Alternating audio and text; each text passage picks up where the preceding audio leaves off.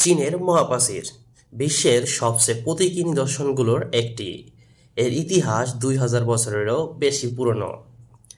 এই অবিশ্বাস্য নির্মাণ প্রাচীন চীনা সভ্যতার বুদ্ধিমত্তা ও দৃঢ়তার এক জীবন্ত প্রমাণ। কিন্তু এর বিশাল পাথর ও ইটের গাঁথনের পিছনে লুকিয়ে আছে এমন সব গোপন রহস্য যেগুলো খুব কম মানুষই জানে। অনেকেই মনে করেন চীনের মহাপ্রাচীর কেবলমাত্র প্রতিরক্ষার জন্য তৈরি হয়েছিল, কিন্তু সেটা পুরো গল্পই নয়। শতাব্দীর পর শতাব্দী ধরে বিভিন্ন রাজবংশ এই প্রাচীর নির্মাণে অংশ নিয়েছে। এর উদ্দেশ্য ছিল শুধু শত্রুদের ঠেকানো নয়, বরং বাণিজ্য ও অভিবাসন নিয়ন্ত্রণ করা। একে বলা যেতে পারে এক বিশাল ছাঁকনি, যা চীনে মানুষ ও পণ্যের প্রবেশ প্রস্থানের উপর নিয়ন্ত্রণ বজায় রাখত। চীনের এই মহাপ্রাচীর 1300 মাইলেরও বেশি দীর্ঘ এবং এটি পৃথিবীর দীর্ঘতম নির্মাণ কাঠামোগুলোর একটি।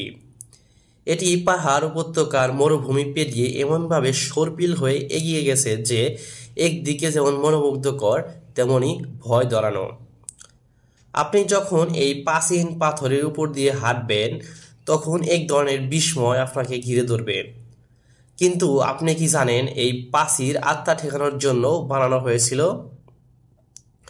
প্রাচীন চীনারা বিশ্বাস করত অশুভ আত্মারা প্রাচীর ধরে চলাচল করতে পারে, তাই তারা ওয়াচ টাওয়ার ও আলো জ্বালানোর টাওয়ার বানিয়েছিল সেগুলোকে ঠেকাতে।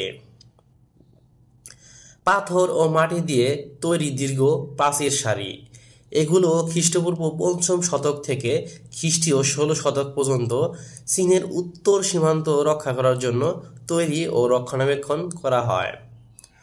এরকম অনেকগুলি প্রাচীর তৈরি করা হয়েছিল, তবে 220 খ্রিস্টপূর্বাব্দ থেকে 200 খ্রিস্টপূর্বাব্দের মধ্যবর্তী সময়ের চীন সম্রাট শি ওয়াং নির্মিত প্রাচীরটি সবচেয়ে বেশি বিখ্যাত।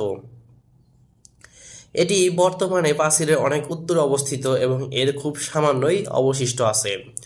বর্তমানে প্রাচীরটি মিং রাজবংশের শাসনামলে নির্মিত হয়।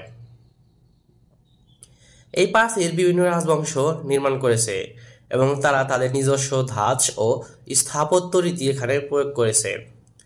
কিন রাজবংশ, হান রাজবংশ এবং মিং রাজবংশ সকলেই এর নির্মাণে অংশ নেয় এবং স্থানীয় উপকরণ ও কৌশল ব্যবহার করে গড়েছিল। তবে এত বিশালত্বের মধ্যে এই প্রাচীরকে ঘিরে রয়েছে বহু কিংবদন্তি ও লোককথা। কেউ কেউ বলে হাজার হাজার শ্রমিক এই প্রাচীর তৈরি করতে গিয়ে প্রাণ হারিয়েছে, আর তাদের আত্মারা আজও এই পথের মধ্যেই বন্দী।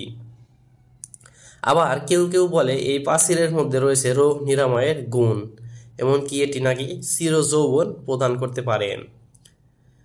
চীনের মহাপ্রাচীর মানুষের হাতে তৈরি পৃথিবীর সবচেয়ে বড় স্থাপত্য। এই প্রাচীরের উচ্চতা প্রায় 5 থেকে 8 মিটার এবং দৈর্ঘ্য 8851 কিলোমিটার। এটি শুরু হয়েছে সাংহাই পাস এবং শেষ হয়েছে লোপনুর নামক স্থানে। কথিত আছে চীনের মহাপ্রাচীরের ওপর দিয়ে 12 জোড়া ঘোড়া একসঙ্গে চলাচল করতে পারত।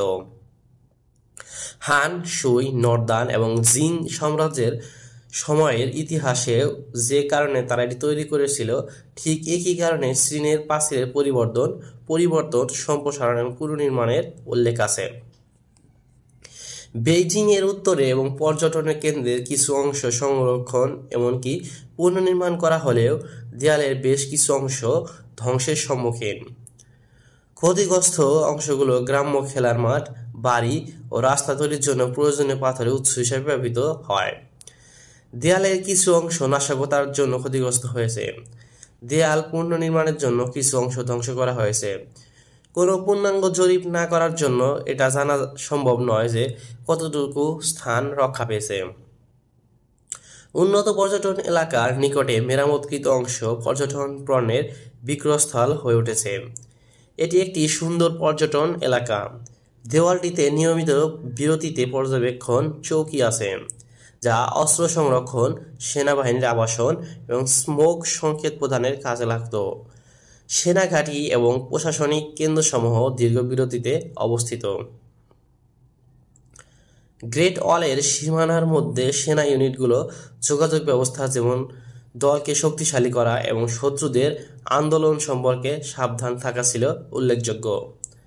দেখার সুবিধার জন্য পাহাড়সমূহ অনন্য উঁচু স্থানে সংকেত টাওয়ার স্থাপন করা হয়েছিল। বলা হয়ে থাকে যে এই প্রাচীরটি তৈরি করতে সময় লেগেছে 15 বছর। প্রশ্ন থাকতে পারে এরকম বিশাল আকৃতির প্রাচীর তৈরি করার প্রয়োজন হয়েছিল কেন? ইতিহাস হতে জানা যায় যে সে সময় মাঞ্চুরিয়া আর মঙ্গোলিয়ার যাযাবর দস্যুরা চীনের বিভিন্ন অংশে আক্রমণ করত এবং বিভিন্ন ক্ষতি সাধন করত, ফলে দস্যুদের হাত থেকে চীনকে রক্ষার জন্য এই প্রাচীর তৈরি করা হয়েছিল। চীনের মহাপ্রাচীর থাকা সত্ত্বেও চীনে 2 বার আক্রমণ করা হয়েছিল। মহাপ্রাচীরের সবচেয়ে রহস্যময় দিকগুলোর একটি হলো এর গোপন সুড়ঙ্গ ও পথ। এই গোপন রাস্তাগুলো দিয়ে সৈন্য ও কর্মকর্তারা গোপনে যাতায়াত করবেন, বার্তা ও পণ্য এক স্থান থেকে আরেক প্রান্তে নিয়ে যেতেন। আজও কিছু সুড়ঙ্গ অক্ষত অবস্থায় রয়েছে, যা দুঃসাহসী ভ্রমণকারীদের আবিষ্কারের অপেক্ষায়। আরেকটি গুরুত্বপূর্ণ দিক ছিল বাণিজ্য।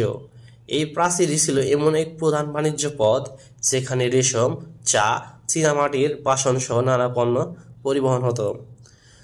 প্রচলিত ধারণা অনুযায়ী প্রাচীর নির্মাণে প্রায় 400 বিলিয়ন ইট ব্যবহার করা হয়েছে, তবে এই সংখ্যা অঞ্চলভেদে পরিবর্তিত হতে পারে।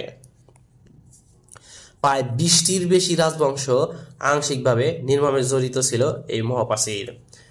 আনুষ্ঠানিকভাবে প্রাচীর নির্মাণে 8 থেকে 10 লাখ শ্রমিক মারা যান, যাদের অনেকে প্রাচীরের নিচে সমাহিত। অনেকেই বিশ্বাস করেন মৃতদের আত্মা এখনও এই প্রাচীর ঘিরেই ঘুরে বেড়ায়। মহাপ্রাচীরের 1/3 অংশ এখন ধ্বংসপ্রাপ্ত বা মাটির নিচে, কিছু অংশ মরুভূমি ও জঙ্গলে চাপা পড়ে আছে। চীনের মহাপ্রাচীর মানুষের প্রতিভা ও অধ্যবসায়ের এক অসাধারণ নিদর্শন। এর প্রাচীন ইট পাথর থেকে শুরু করে গোপন সুড়ঙ্গ পর্যন্ত এটি রহস্যে ভরপুর এক বিস্ময়। আপনি যদি ইতিহাস ও রহস্য ভালোবাসেন তাহলে এই মহাপ্রাচীর অবশ্যই আপনার জানার বিষয়। তাহলে চলুন, মহাপ্রাচীর সম্পর্কে কোন তথ্যটি আপনাকে সবচেয়ে বেশি অবাক করেছে নিচে কমেন্টে জানাতে ভুলবেন না। আর যদি ইতিহাসের আরও রহস্য জানতে চান তাহলে আমার অন্য ভিডিওগুলো চোখ রাখুন। শেয়ার করার মতো আমার কাছে আরও অনেক গোপন রহস্য আছে।